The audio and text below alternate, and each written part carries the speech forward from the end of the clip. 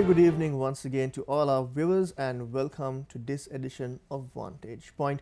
With me, your host Zulfikar Farzan, and I'm joined with Dr. Dayan Jatilika once again in the studio. Good evening, Doctor. Good evening, Zulfikar. Let's start off by talking about this certain good news that was announced by the Prime Minister's office on Tuesday about a $1 billion loan for Sri Lanka, especially for the Central Expressway. Dr. Dayan, now when this government came in, they said that, the Mahinda Rajapaksa era took so many loans, we had to repay those loans, and then even recently the Prime Minister said the debt repayment, the highest debt repayment would be this year and the next year.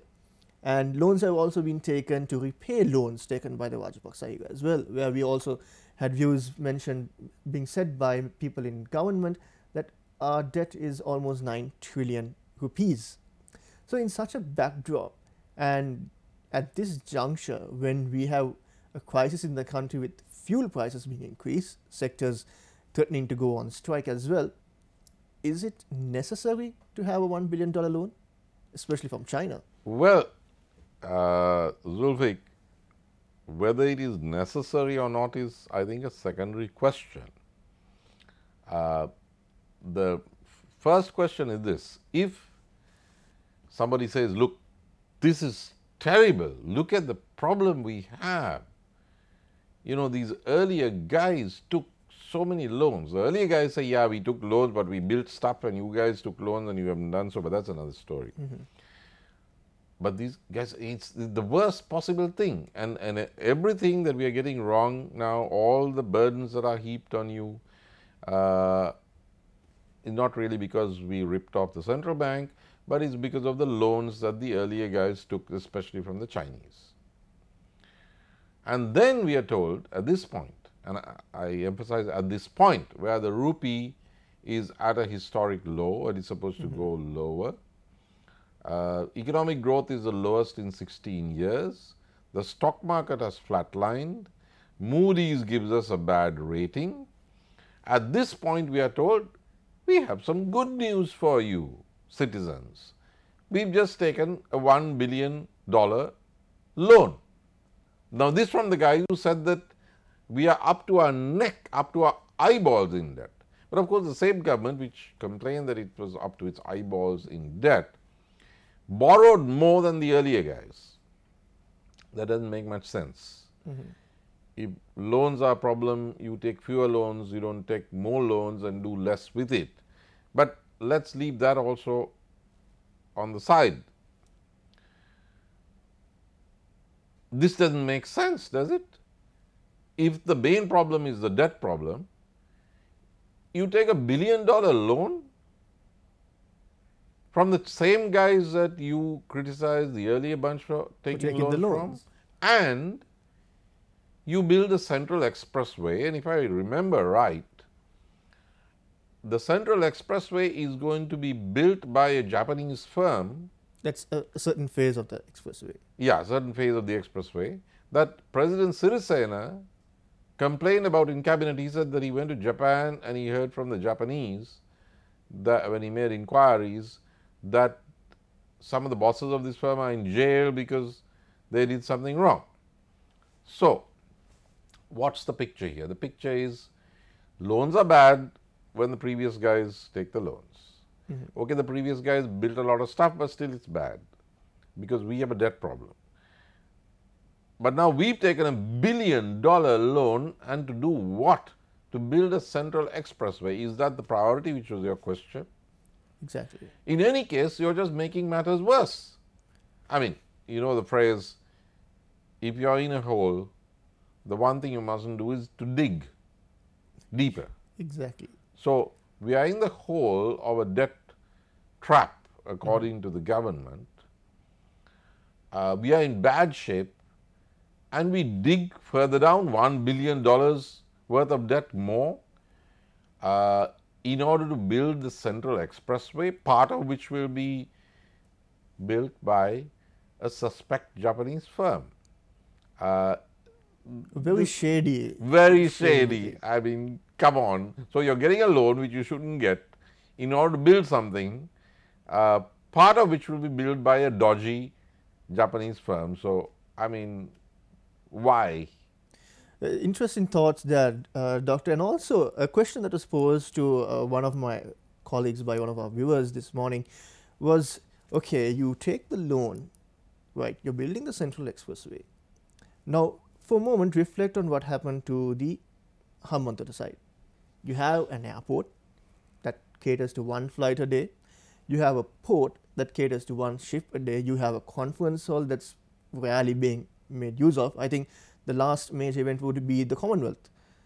So we take these loans, build these massive projects, and then we give it back to the same guys who gave us the loans, like for example Hambantota.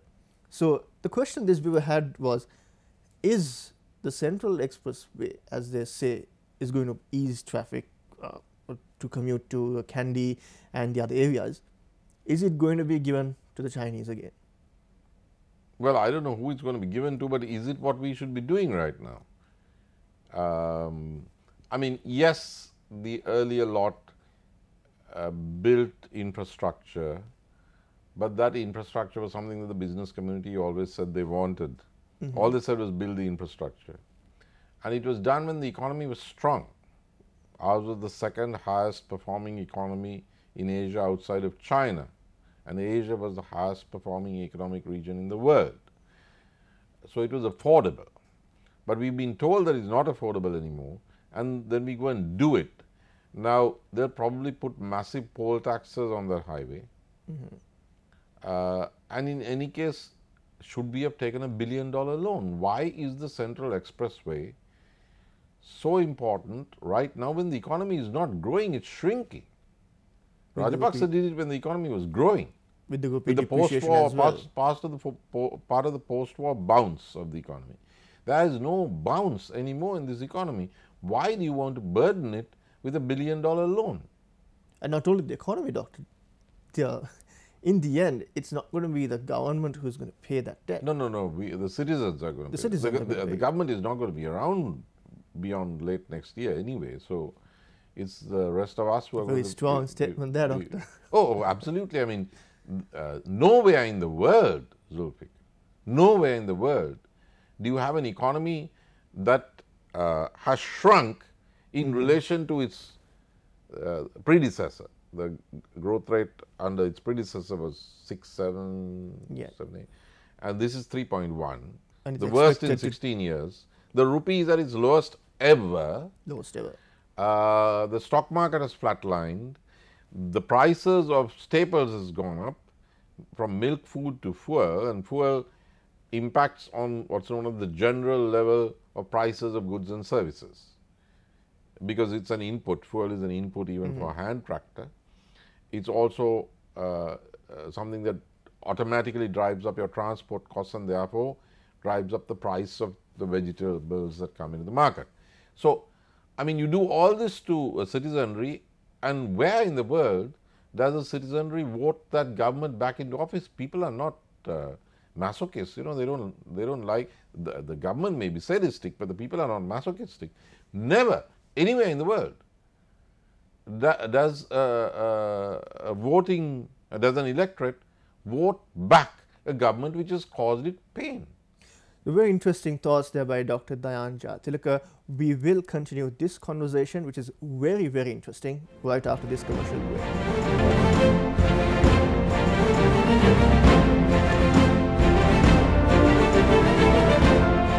Welcome back to Vantage Point. With me is Dr. Dayan Jhatilaka, and we were discussing before the break about voting back a government that is burdening the people. Doctor, let's for a moment deviate from that point, and let's come to a point that is affecting the people right now. That is the rise of cost of living. Yeah. Now we saw the fuel prices being increased. Yes. And then we also had various statements being made by people in government and authorities. That is a good thing. Okay, look, this price increase is to match the international market prices. And then we also have another side saying, look, during the previous era it was this amount, we reduced it, and our increase has not reached that previous era amount. But are you supposed to do a price fluctuation based on how it was previously and how it is going to be now, and not reach that certain level? In any case, Zulfiq, that's a bit of a scam, if I may say so, because the earlier guys in 2014 they hiked the price of fuel, but that is because the global prices had skyrocketed. Now, world prices are not as high as they were in 2014. So the prices have been raised now without and not in response to a commensurate hike in the global price of oil. That's one. Two, the rupee was much stronger then, and the economy was growing, and the stock market was doing well. So the people's capacity to absorb higher prices was much greater at that time. That's not the case now. It's as if a patient is doing very badly and then you come and inject some poison into the bloodstream. It's, you're just imposing hardship upon hardship. The worst was ministers or deputy ministers or whatever they're called, state ministers, who actually told us that this is a good thing. There was a guy who said that the rupee depreciation was good, and somebody else who said that, well, these guys are putting kerosene into engines. And yet another guy, or it might have been one of the two earlier guys, who said this is good for the conversion to solar power. Now that shows total insensitivity. And the Cardinal, Malcolm Ranjit, had to summon young Jala Javadana's son and tell him. First he said it at Mass, and after that he got hold of the guy and he said very politely, take this message to your government, because the fisher folk went on strike. Yes. And the previous instance when that happened, one person died. Yes, one person died, which was, well, actually two incidents. One was the fisher folk, and then there was another incident at Katunayaka. There were two shootings. Two shootings. Roshan Chanaka and if I'm not mistaken, his name was Anthony. And another guy. Now, that is worse than what has happened now. However, because of the general economic crunch and the detestation against the government, the fisher folks' protest has triggered other protests. The bus guys are protesting. In the plantations, they are saying that they don't have electricity and they use kerosene. And therefore, they are getting ready to protest. So you have the kind of ripple effect that you did not have when the shooting took place the last time. I mean, maybe there should have been one, but the conditions were such. It's like a match. You can drop a match. If the grass is damp, it won't catch. The grass was damp then because the economy was doing better and the government had more legitimacy and credibility. But now the grass is dry. This is why the government is trying to build back that subsidy, because it knows that if the fisher folk go on strike, everybody else is going on strike as well. It's going to cripple the economy even more. Yeah. And it will happen. It may not be the fishermen. The way these guys are going and the arrogance they display, price hikes are good for you. They are going to make the same mistake that the UNP government of 1953 made and ran into what is known as the Hartal of August 1953, exactly 65 years ago this August, where women baked hoppers on railway tracks and stopped the trains. We are headed for something like that. All it takes is one wrong move. It could have been this oil price hike and the fisher folk, except for the intervention of the Cardinal, and the government, I think, is beginning to back down on that. But it's coming. And Doctor, recently we had His Eminence Malcolm Cardinal Ranjit speaking with the 16 SLFP defectors from the government, where he made a very important statement. I think it's a very bold statement that he made, where he said, if this situation continues, the country would explode and implode. Yes, I mean, we have to understand the Cardinal. The Cardinal is in his 50s, I believe, and he's one of the exclusive College of Cardinals. It's very rare. No Sri Lankan really has got to such a point in any international organization, and the international organization that he is a member of is the oldest in the world. Been groomed, he's moved up through 3 popes. John Paul II, Benedict XVI, and Benedict now Pope XVI, Francis. and now Pope Francis. So he's a very brilliant and able and relatively young cardinal. He said some very interesting things on that occasion. He said, tell the president to stand up for what he believes is right in cabinet. He said, why is this government taking its cue from foreign countries? Why does it talk about being like Singapore? You can't turn this into a Singapore. That's basically, he said, that's stupid. And this is a very intelligent man who's making this pronouncement, a lot more intelligent than almost all the cabinet ministers, probably almost all of them put together. So he made a very sharp critique of the government, very compressed critique, not a long, flowery thing. To the point, calm, collected, affable, but a deadly critique of the government. And I think that will be the government's epitaph. If in 18 months the government wants to know why it lost, it should just put the Cardinal's remarks on replay, and that's why it's on a losing streak. And as he says, it may not be a simple electoral loss. He's talking about a social explosion. So is the government going to continue with this current path that they're going on, or are they going to listen to the advice that was given by the Cardinal himself? We'll discuss about that right after this break.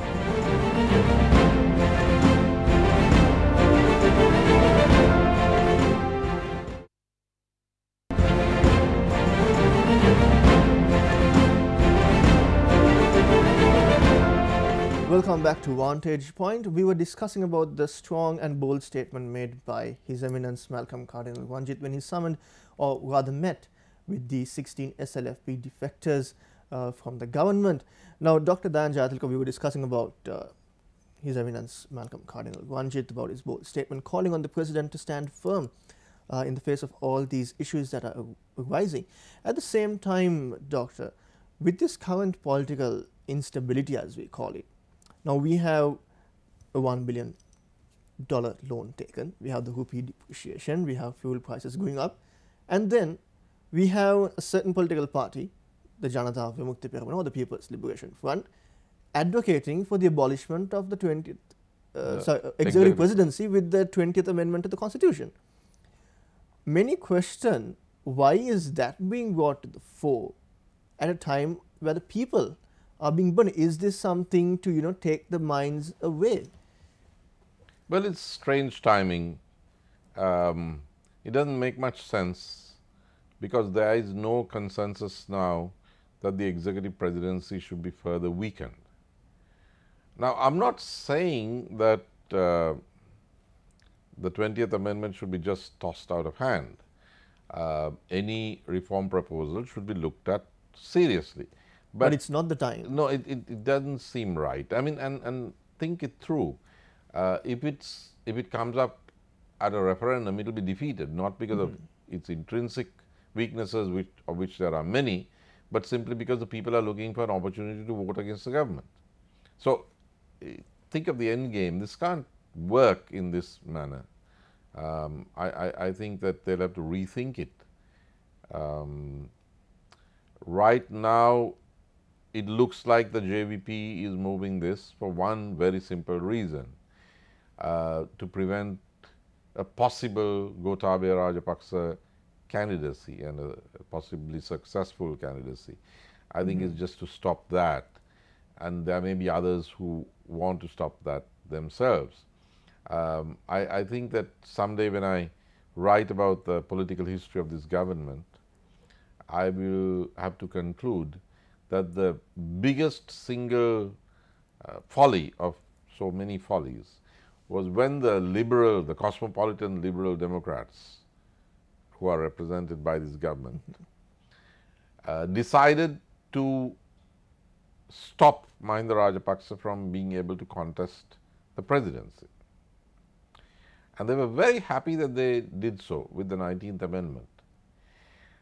By doing that, they've ensured that they will face the challenge of somebody they are infinitely more fearful of, for good or bad reasons, than they are of Mahinda Rajapaksa. I mean, the biggest fear of the liberal elite of Colombo, as represented by the government and as supportive of the government, is Gotabaya Rajapaksa. And Gotabaya Rajapaksa would have only been a minister of economic development or whatever under President Mahinda Rajapaksa. But now he is being talked of as a future leader of Sri Lanka, possibly as soon as the end of next year. And the government is shivering in its boots. Now, who caused this situation? The government. Not only by its policies and its unpopularity, but by preventing Mahinda Rajapaksa from being a candidate at next year's presidential election. And now it can't even abolish that. It can't. The 20th Amendment has very little chance of succeeding. The monks have already come out against it. The only thing that could conceivably be done at this late stage, if one is still scared about Gotabaya, is to revisit the 19th Amendment and remove that ban on a former president contesting, in which case Mahinda will contest, win or lose, but they won't have to worry about Gotabaya. I'm not worried about Gotabaya, but the government is, and the Hansaya people are, and that includes the JVP, and I think that's why they're bringing the 20th Amendment. Well, they created their own nightmare. Good luck to them. So, Doctor, when you speak about the past regime and the present administration, we have corruption on both ends, and we have allegations of murder on both ends, allegation of theft, rape, their subordinates committing rape and murder. So both sides are facing a lot of allegations. Now, when you go out and talk to the people, supporters of the present government would blame the previous government, supporters of the previous government would blame the present government. So it's a back and forth passing the ball.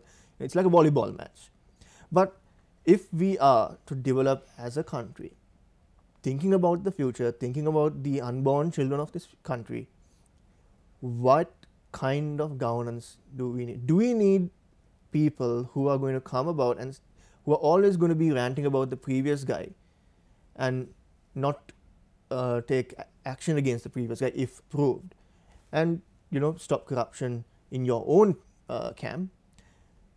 Without a thing like that, how are we to go forward? Well, Zulfik, I was having a chat with an old friend of mine who was a very famous cricketer. I shan't mention his name. And we were talking politics, and he said, Dan, when I, having been a competitive and internationally competitive cricketer, I look for proven success, I mean track record. And I look for somebody who can lead, not somebody whose track record has been bad and has been a bad leader. So I think that's what the rest of the country thinks. I don't think this government will be regarded as any kind of success. The last time Prime Minister Wickremesinghe was Prime Minister, Mr. Wickremesinghe was Prime Minister, it was a failure. The central bank says the economy is growing at the lowest rate for the last 16 years, and 16 years ago it was Ranil Wickremesinghe was PM. And he didn't last his full term. This time he might get there, but it's no kind of success. It's a dysfunctional government. It is not successful in any sphere whatsoever. So the people are not going to re-elect it. They will look to a personality or personalities who have been proven successes when the country faced a very serious challenge. They will look to people who are successors in turning the economy around, in growing the economy fairly rapidly.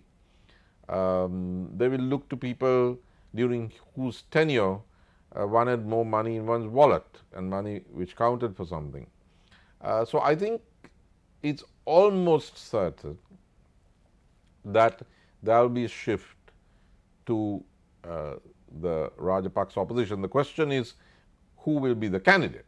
Now, I wonder whether you saw the Avengers, the Infinity War. I haven't watched it yet, Doctor. I did. And there's a scene in which Doctor Strange, who's capable of transcending time, peeking into time, he looks into future time, and he says he looked into 14 million scenarios of the Avengers fighting this demigod who's a villain called Thanos. And of the 14 million scenarios, there was only one scenario in which they were able to win, 1 out of 14 million. So I would say there's only one scenario, similarly out of 14 million, in which the UNP can fare reasonably well, even if it is probably going to lose. And that is if Sajith Premadasa is the candidate. But I don't see that happening. He's clearly the most popular guy in the party. You could see that at Sugatadasa Stadium. That was the core of the party, and the cheers for him were unprecedented. Nobody else got that kind of cheer, not Ranil, not Navi, nobody. And cheers punctuated his speech.